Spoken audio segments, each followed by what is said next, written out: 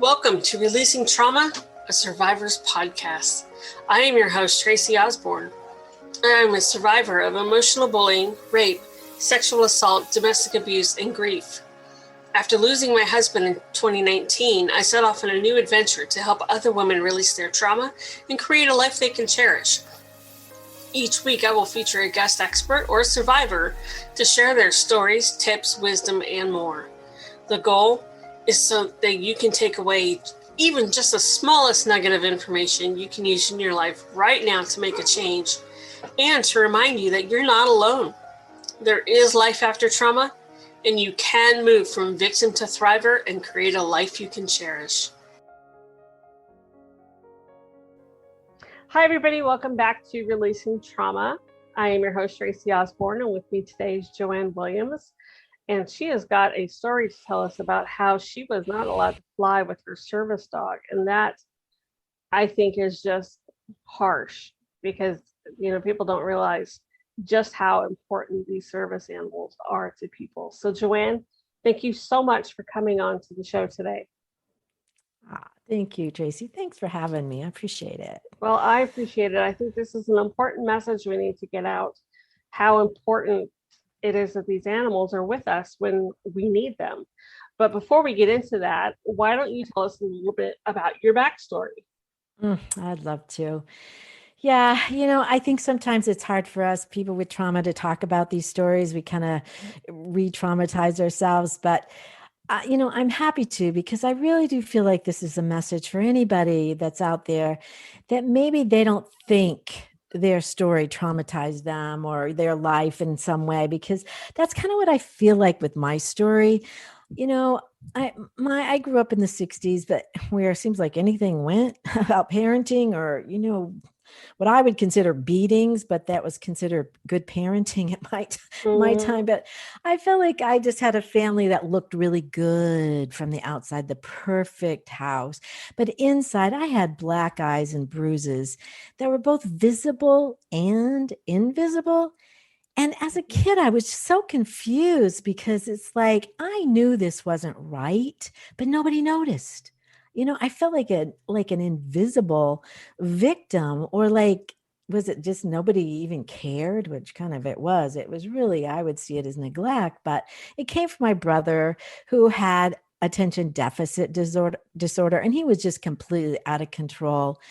And, I remember one of my very first memories was him throwing this big shoe across the room. It hit me right in the eye, knocked me out. And I woke up with a black eye at 3 years old.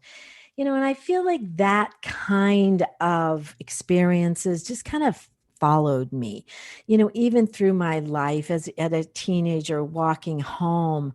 I was attacked on the street at night all by myself. And I never told a soul because I felt like they were going to blame me, like I was doing something wrong. That affected, I feel like, my self-esteem, my self-worth. And then I repeated it, marrying a man that was an alcoholic, just like my dad, emotionally abusive, feeling trapped. And it all looked good. It all looked great. But I just felt I didn't know what to do. And a friend of mine went to a counselor, and it helped her. And it was like, oh my gosh, there's a light here at the end of the tunnel to help me learn some skills and strategies for life. So I went, and it really helped me. And I feel like it answers some of those mysteries of emotions and things like that happen to us. We don't even know unless we're taught. And so, you know what? It really helped me. I was able to get out of that abusive marriage with my 2 kids. And then I went back to school, and I got my master's degree, and I became a counselor, and I have been for 30 years now. And I do specialize in post-traumatic stress disorder or traumas, and it's mostly with women. And I continue to do that. And now I feel like I can turn fear into fulfillment with people. And that's what I really like to talk about more. An emotional support animal and psychiatric service dogs are absolutely part of that story. Wow. Well, thank you for sharing that with us. Something that you sent over in your information that I'm looking at is the emotional tax that you pay without proper Mm-hmm. support. And I don't think we really talk about it in terms of emotional attacks. I thought that was really interesting.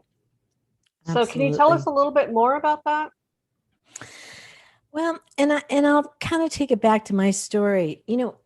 When we don't even know that we're being abused because it's kind of normal, Right. you don't understand the stressors that's putting on your body, your mind, and your spirit or your emotions. I feel like my adrenals were just exhausted all the time because I was just stressed so much. And that's taxing on our bodies. It taxes our families because they don't know why you act the way you do. Because again, I'm out of the normal. I'm kind of the black sheep explaining or saying things about emotions where they're like, what? So I feel like we need support. We need things in our lives. And that is helping us support ourselves so it is not so taxing. Okay. That makes sense. And and it does, we trap all that inside of us and we Yeah. carry it with us for years. Oh, so Um, heavy. Oftentimes for our whole life if we Hmm. don't do the work to get rid of it. And it Hmm. is so heavy. It really Mm, is. it is.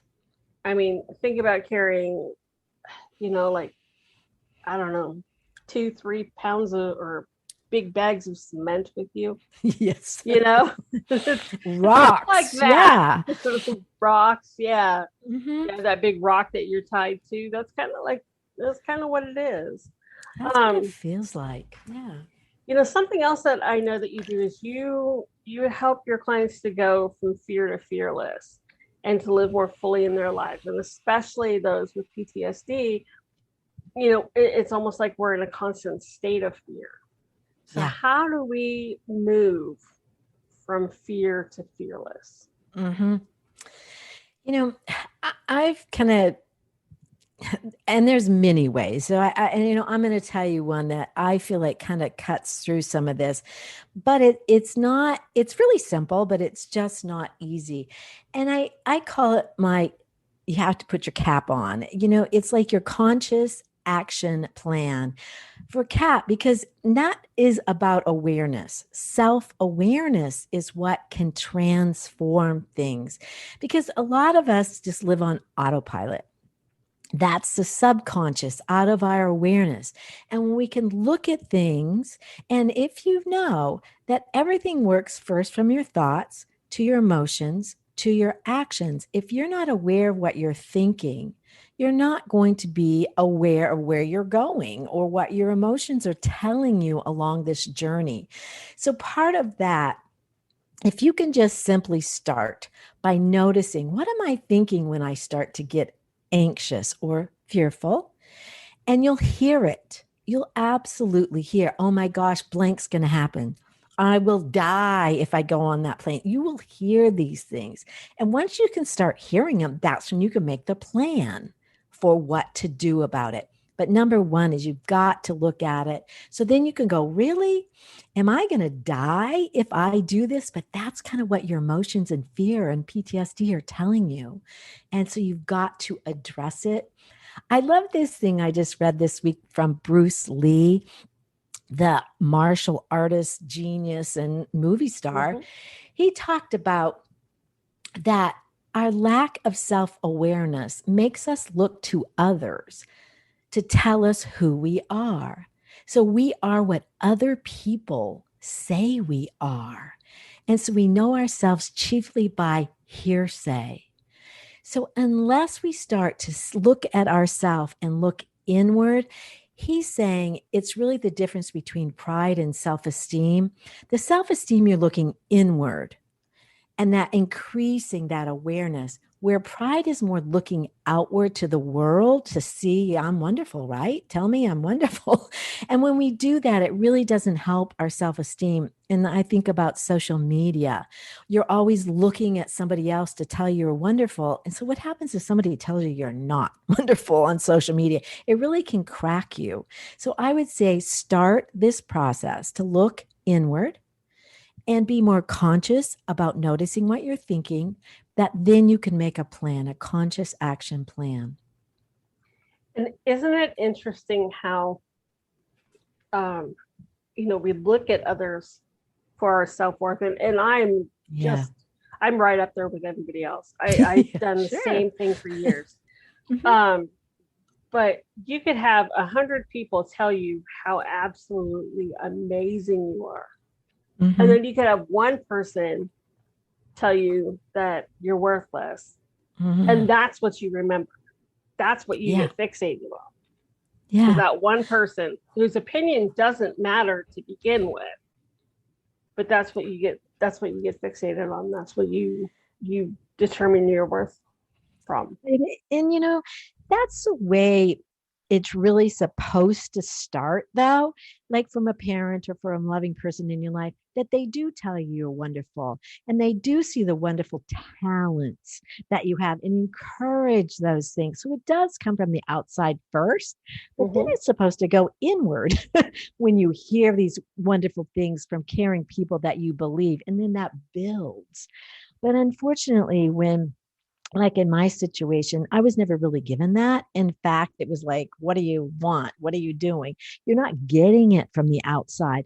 So what else can you do but continue to kind of look for it in all the wrong places, so to speak, as that goes, instead of building this self-awareness and looking inside at your own talents and believing it. I give my clients, I call it the mirror test or the mirror exercise. Looking in the mirror in the morning, first thing, what do you hear you're saying to yourself? Are you saying wonderful things like, wow, you look great? Oh, your hair looks, and we're not, it's like, oh my gosh, look at that. Why is that? Look at your, whatever. And it's always kind of mean. And I just say, start to say something to yourself like you would tell a friend, because you would never say those things to a friend. So start to say nice things to yourself. Absolutely. I've talked to a couple people today, and that seems to be the overwhelming theme of the day is to talk nice to yourself. And that is the hardest thing to do. We are the worst bullies to ourselves. I mean, the stuff that I've said to myself, I wouldn't tell my worst enemy if I had one. But yet it's okay to say it to myself. Well, I say it's not. Well, I say no. I agree. Don't let at this that point I do agree. that. But there was a time where and I believed it. I believed what I was saying. And I'd like to carry this further, because some of the statistics that I'm seeing for teenagers, 11 to 17-year-olds, are so alarming that suicides are up 11%. 11% from last year. And I think that's exactly the reason. They're looking to outside from social media, and somebody says something mean, or, they don't get the date, or they don't get something, and it's the end of the world. So it's kind of that catastrophic thinking that I was just talking about, that thought that starts this without support, or, without somebody on your side that says, oh, it's not about that boy. It's not about what somebody else says. It can actually drive people, kids right now, to thinking to take their life as an option. And I want anybody that's listening out there, whether it's a parent or any kind of young person, you have options. There are tons of other ways to look at this. This might be momentarily that you're looking at like this, but it doesn't have to stay this way. Have some faith in yourself, or in faith in something that this will change. Even tomorrow, it'll look different. Oh my goodness. I remember being a teenager and just getting a pimple was the end of the world. I mean, everything is so overdramatic back then. It is. And I just want to encourage them to reach out and to talk to somebody who's supportive to them. Absolutely. And not just teenagers. I mean, that's anybody who's feeling suicidal. We definitely don't want to discount the No. adults that are out there that are listening, I mean, you have options too, and Yes. you are worthy. We do want you here. So definitely reach out and talk to that support person. And on that note, I'd like to talk a little bit about, the emotional support Yeah. animals and how they help us. Ah, it's pretty amazing. And there's so much medical research even about how animals calm the environment Mhm. we're in. I think there was 15 airports, it may have changed with COVID lately, that actually had animals with handlers walking around because they know how it calms the whole environment at an airport. So we use animals in so many different ways, and they are so in tune with us. And that's really what an emotional support animal does or is. They're so in tune with our own emotions. That's why, well, there was two laws. Now it's down to one federal law for housing for emotional support animals. And in January this year, 2021, they actually took away the rights for emotional support animals to fly. And it is now psychiatric service dogs that um, is a higher level of need, but it can be similar in the sense that emotional support animals are in, really in tune. But for psychiatric service, they have to be trained to do a task that helps somebody. And I do evaluations to help people to get a certified emotional support or psychiatric service dog. And what that means is I kind of connect the dots between a diagnosis. Most people have anxiety. Of course, it can be any Mhm. range of things, but most people have anxiety. And so the dog would need to notice, maybe even before the person does it, their anxiety is starting to get worse, or maybe they're going to have a panic attack. And the dog would need to come over and calm them in some way, or paw at them, look at them, bark at them, maybe jump in their lap if they're smaller. And it kind of wakes them up a little bit and they go, oh, okay, I am getting too wound up. All right, let me do breathing, let me calm myself. And it helps them in some way with their symptoms. And if that dog is trained consistently to do that, they can be certified as a psychiatric service dog. And then not only to fly with them with the new regulations, but they can actually go everywhere with them: stores, restaurants, school, hospitals, Mhm. almost every place with them. Wow. My fiance has what he calls his emotional support cat. And when his anxiety is up, that is exactly what he needs. He goes to her and he'll hold her. She knows. She just knows. Mhm. And so she'll, snuggle up with him and he'll just sit there and pet on her and love on her Mhm. for a while until he calms down. And it's amazing how that works. It really is. And actually that's one of the things in medical research. It shows petting, it can be a cat, a dog, whatever, for 10 minutes actually can Mhm. lower our heart rate and our blood pressure. And for emotional support animals, it can be any animal that calms somebody or helps them with a daily task like sleeping better, getting out more, or maybe helping them to concentrate better. So, still for emotional support animals for housing, it can be any animal. So, it can be a cat, and then they can live with them, and be their support. Awesome. That's great. Now, how do we, what do we do to relax so that it doesn't have to be just a psychiatric service dog to Hmm. fly with somebody, but their emotional support Yes. animal? I mean, I think it needs to be, you know, one that's certified, of course, and has gone through training and stuff, but what do we do? Yeah, it all changed on January this year. They did take away the status for emotional support animals. That used to be cats, could be there with you, but now it is only dogs. And so to get certified, you have to be able to say they're trained to do a task, and you do have to sign this form. And what I do is I get somebody after the sessions I do with them to certify them. I get them a letter and also a little tag or an ID card that's small that fits in your wallet that you can show as you go into places, so that maybe you will go more into restaurants or stores if you can have your dog to calm you, because a lot of people have fear to go into crowds or to Right. fly, and that having them just by their side, they will do more to calm them in these situations. So unfortunately it has been more limited now, because they took away emotional support animals to fly. It's just for housing. That's too bad. It really is too It bad. is.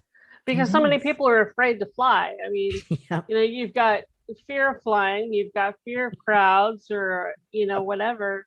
And when you really need your animal most, Oh. and And, and what's even worse, I'm finding this, it's a new regulation, or they changed the old flying rig, and people don't know what to do. It is so unclear. And I don't feel like there's a lot of good information out there. What do I do? How do I do this? And I kind of feel, because I've been certifying emotional support animals for I guess it's going on about 8 years. And so psychiatric service dogs, it's only been about a year that I've been doing it. And it's like, I don't know who else is even doing this. I don't know who else knows about this law and knows what to put into a letter, and to be able to I train my clients about what to say, what do you need to do and things like that. And that there's only one question. So I feel like I really inform them so they know what to do, but I don't know where else it's happening. So I can't even refer people, because I only do right, in my own, I'm licensed in 4 states, in Texas and California, Florida, and Oregon. So I can only serve people for both counseling and for certifying in those states. And I used to have a lot of other therapists working with me, but now I don't. So I don't even know where to send people. mm, sounds like something that needs to be changed for sure. We need to get more No, awareness out there. I agree. That's why we're Yeah, doing this, Tracy. exactly, exactly. Well, thank you so much, Joanne, for coming on and talking to us about this and about everything else that we discussed today. I think it was a very, very interesting phone call or podcast, Good. I guess I should say. How Good. can we find you online? Okay. The website for emotional support animal psychiatric service dogs is esapros.com. The ESA is for like emotional support animal, and then pros.com. And there you can find out a lot more information or contact me very easily. I am all over social media and Facebook as well. And I do a weekly Facebook Live on Saturdays. So I do try to keep information out there, but anybody's welcome to contact me. And I offer a free 10-minute consultation or a clarity session so that I can even give those kind of recommendations. What do you do, or could you do, if you're not in one of the states that I can help you. Right. Well, thank you. Thank you again. Listeners, I'll have all her information in the show notes. So head over to releasingtraumapodcast.com, pull up Joanne's episode, and all her contact information will be there for you. Again, Joanne, thank you so much for coming on. Listeners, thank you for joining us, and we'll talk to you in the next show.